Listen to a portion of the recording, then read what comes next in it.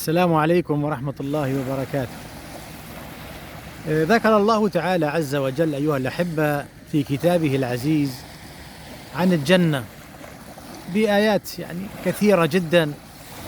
ويعني النبي صلى الله عليه وسلم قال: الجنة لا عين رأت ولا أذن سمعت ولا خطر على قلب بشر. كما ذكر الله تعالى عز وجل البحر،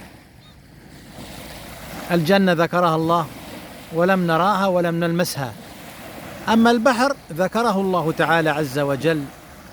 فتخيل معي أخي الحبيب أن الله ذكر البحر ولم نراه، وقال بحر كبير 75% من الأرض، وفيه أسماك وفيه سفن والإنسان يسبح فيه وماءه طهور وصيده حلال، وتكلم عن البحر ما تكلم.